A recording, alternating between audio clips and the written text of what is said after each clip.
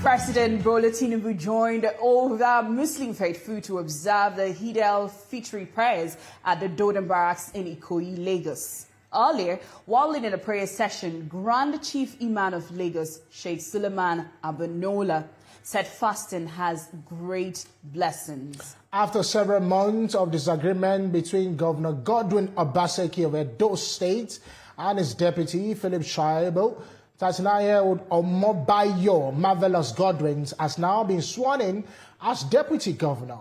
Mr. Godwins was sworn in as the Festival Hall at Government House, Benin City, by the Edo State Chief Judge, Honorable Justice Daniel Iyobosa Okumboa. The Lagos State Governor has announced the closure of Idumota Market on Lagos Island after a fire outbreak that claimed the life of one person and left several others injured. The incident resulted in severe damage and the collapse of at least 14 buildings in the area. What a devastating news there. And the federal government of Nigeria, in collaboration with the National Identity Management Commission, the Central Bank of Nigeria, and the Nigeria Interbank Settlement System, will introduce an identified solution with integrated payment features for various social and financial services. The initiative, known as Afrigo, will leverage the National Identity Card by incorporating variable identity features mandated by the NIMC Act of number 23 of 2007. The exchange rate for clearance of goods and import duties assessment by the Nigerian Customs Service has dropped from 1,246 to $1 to 1,238 to the US dollar. This represents a decline of 6 naira 14 kobo in the past 2 days. The current customs exchange rate falls below the official market rate of the naira to the US dollar. Yesterday, the naira closed at 1,248 to $1 on the official NAFIM window. As a security expert from crypto firm Benarines has been remanded in a notorious Nigerian prison after pleading not guilty to the charges of tax evasion and money laundering. The ongoing case has taken a dead turn as he finds himself remanded in custody in Nigeria's famous Kuje prison. And outside Nigeria, Kenya's drug regulator has issued a recall for a batch of Johnson & Johnson children's cough syrup following Nigeria's decision to recall the same batch under the Banylene pediatric brand. The action comes amidst concerns over the presence of diethylene glycol, a substance linked to fatal outcomes in several countries, including Gambia, Uzbekistan, and Cameroon since 2022. Nigeria's health regulatory body earlier reviewed that laboratory tests conducted on the syrup detected elevated levels of diethylene glycol. Interesting one there. And persons with disabilities says the persistent face stigma, discrimination, and inability to access basic social services and economic opportunities in the country. While the current economic situation, it has become increasingly difficult for many to acquire an assistive device to help their plight or sustain themselves. However, in line with the federal government's commitment to provide food palliatives to persons living with disability, food items were distributed to over 200 disabled persons in Abuja recently. Other individuals and organizations do their own part of giving out to the less privileged in the society. But the question is, are these palliatives really enough to provide for those who are really indeed? Interesting. It's a conversation we are going to have. And that conversation has to do with, how people are actually faring during this time around persons with disabilities, how inclusive we are having them in our society. Deliberately inclusive, more like, because you have to make deliberate plans to have them. Deliberate inclusive, more like. Joining us live in the studio is a philanthropist, Adiza Maman Vasta. and she joins us in our studio to talk about this. Thank you. It's nice to have you on the show. Thank you. I like your color. Thank you. Interesting conversation that we need to have. Of course, we know you have done a lot of distribution palliatives to the less privileged, but tell us why you feel giving palliative is very important and empowering these receivers. Why? Thank you. And why do I find it is that I'll go straight to the point. I lost my parents when I was a very tender age. And I come from polygamy family. We are 13 in number. So we remain only two, me and my brother. I started my business with 65,000. And today, I don't know how to explain my weight, but God has blessed me. I have to give back to society so that I can put smile. You can imagine where I'm coming from, what I passed through when you lost your parent. You can know the pain. Today I can talk and smile. I don't even feel it. So, and that's what dragged me into that.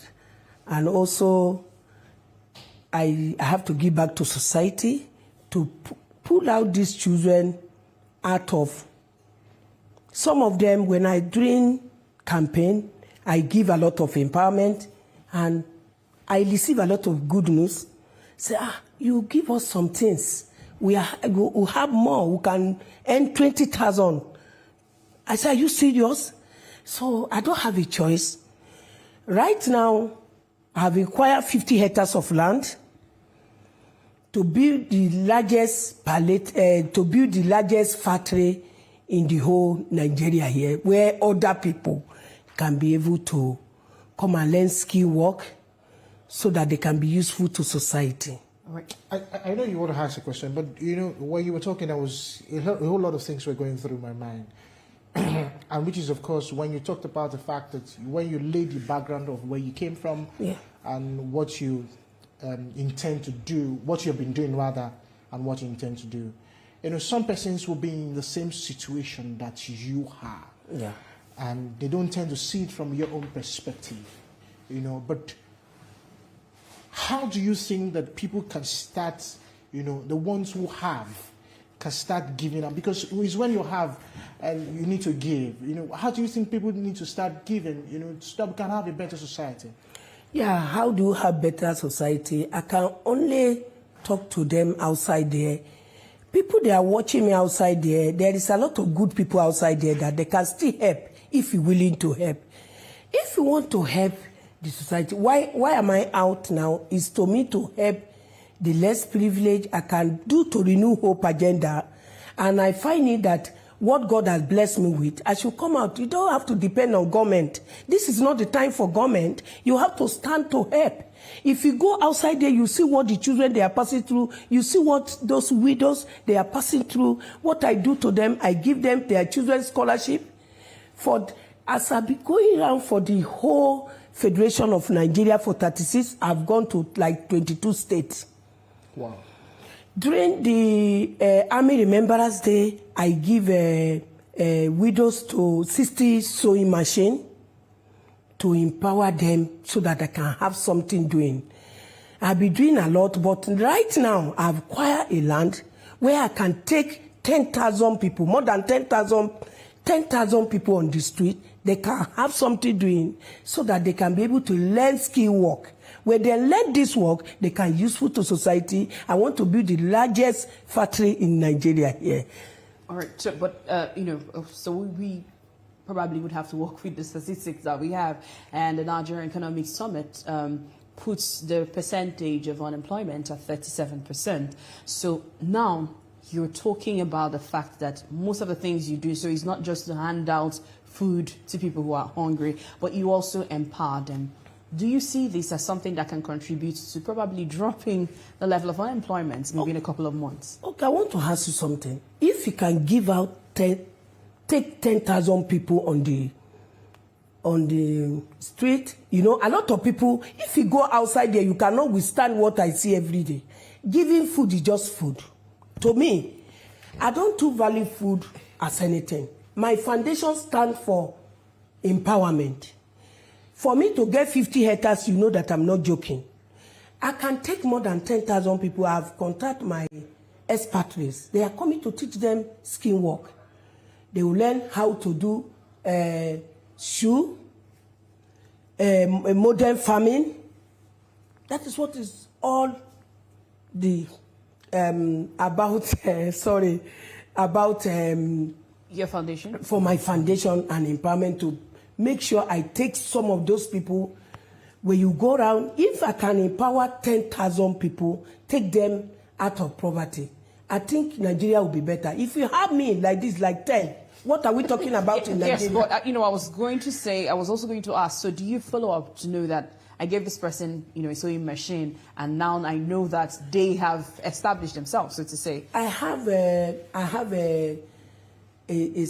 an office, okay, which I'm going to commissioning very soon. I'm going to launch my foundation very soon. I order Lozio bus, which is 35-seater, to carry disabled to different locations to drop them, to give them empowerment. What I'm going to do now is to make sure I add value to society, to help to renew hope agenda, where you cannot wait for government anymore. Because if you keep on talking about government, those children, some of them, you cannot look at the rate of crime today in the society. Me and you cannot walk on the street and wear this my God. You know that? I have to come with Tesco. Why did it happen? Because there's nothing. The Nigeria here, they don't have any handwork. They are just roaming about. There's no job. They have not decided what they can do to help our government. I am on my own. I'm not working in any government organization. This is what I call for. To give when I give, if I feel it live.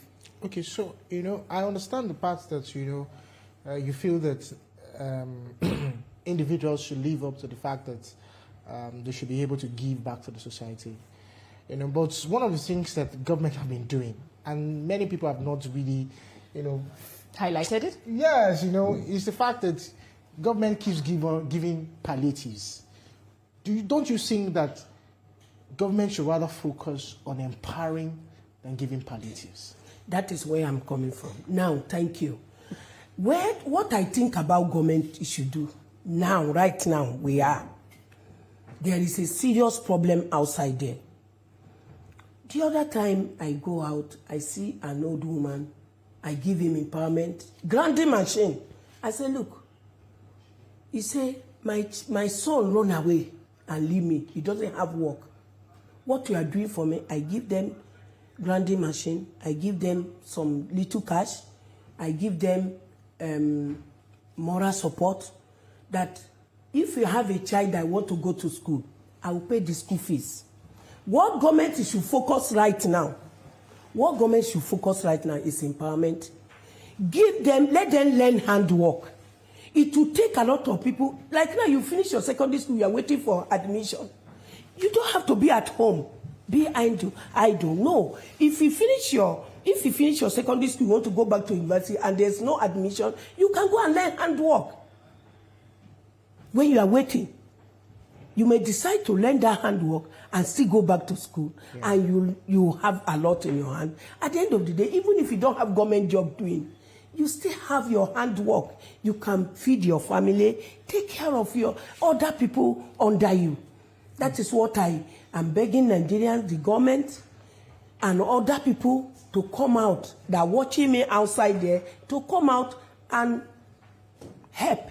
All right. Well, of course, the poverty level keeps dropping. Before it used to be maybe below $100. Now it's even probably getting, below $1 rather. But now it's even getting maybe less than $1. So, but without statistics, how do you identify the people that would need this palliatives or this help, this empowerment? I can show you some of my video where you see me going around. See, you don't sit in your office and you think you can empower anybody. No. Ajia Aziza Mama Vasa Foundation go outside to villages to look out for people they are in need. Okay, so this is your video? Yeah, this is some of my video. Okay. This one is, if they can show you other video that I'm in the bush, I'm in Gwari area where I can reach out to people, where I can talk to people. This is Nigeria prison. Okay. When I went there, I saw some of them in prison. The offense is very little. They are there. I have arranged my lawyer to go and fight for them. I will pay. I want to know their problem. It's okay. For the Nigeria prison, let me give them sewing machine, give them a shoemaker machine, so that they can be able to learn that handwork. When they come out, they will use useful to society. So that the rate of crime in society is getting out of hand. The younger generation is coming up. We don't want them to come and see some of those things that is happening now. That's the reason I'm going around. To me, I go inside the bush where they needed me, where I know that they need help. I go to motherless home in Gwari. The house is uncompleted building. I promised them I have to renovate, and I promised them hairdresser. I have already delivered the hairdresser for them. The grown-up one among them is 16. He said he has learned handwork. He's just looking for hairdressing machine. If you give me opportunity, there's no chance. I could have shown you when I present the hairdresser machine to them. All right. So when you look at other countries, you can see that maybe government also, I mean, I know that many years ago in the US and in the UK, they give something like your daily survival, like a day ration of food. If you submit yourself to the government and say, you know, I'm helpless and I'm hopeless. So we can't take out the place of giving palliatives. But do you think that maybe we can come to a place where government partners with people like you and say, okay, because if you give me 20,000 naira and say, go into business and I am hungry, I'll first of all eat maybe before I do the business. God bless. Yeah, so do you think we can get to a point where government says, you know what, let's take care of the palliatives while people like you, you know, take care of this kind of empowerment so that we don't have a runoff or we ignore any parts? Do you think that can help streamline this process to be a lot more productive? And let me tell you about something. In Nigeria, I find it difficult to, you know, when you find a good person, to me, if I saw you doing good, I have to call you to support you. In Nigeria here, when you do good, what they do, they kick against you. He think he have all the money. I'm not the richest person. What I expect government to do is very simple. Food is important. This empowerment hand to hand. I write my foundation name on them. I have a supervisor that supervises them round. My supervisor go to Maiduguri last month to check those widows that I give 60 machine. They are doing well. They are praying for me every day. You can imagine 300 people. In Abuja University, I give 65 students scholarship. The motherless home, they are not going to school. You go there, you see small children. I say, I'll pay their school fee till they finish. What are we talking about? I have to locate that school by myself to make sure I pay to the school. Anytime they want to pay, I pay to the school. I didn't give to one person to go and pay for me or give it to the head of that foundation. He will pocket the money and solve his own problem. This is what I'm talking about. What government can do right now is to look for good people outside here. I believe I'm one of them anyway. So they should look for them. Come and partner with my foundation. I imagine I have 50 hectares. Imagine model farming. We are talking of model farming. The people you are picking, all this, the less privileged, can learn model farming. They start contributing in our society. Go to China. If you go to China, you see a lot of people. They are learning farming. They don't see farming as a bad work. In Nigeria here, if I go today and want to farm, they say, Haji Adida Mama Basa want to do farming. Hey, they will start, you know, there is a way they will look at you. But I want to bring that thing behind us now. I want to bring model farming, skill work, where you can learn. So I beg government to come and partner with me and other good people outside there. That is what I'm hoping for. You know, it's good that you have all of these plans, you know, out for yourself. But, you know, my major concern is how because Nigeria is bad with statistics and data.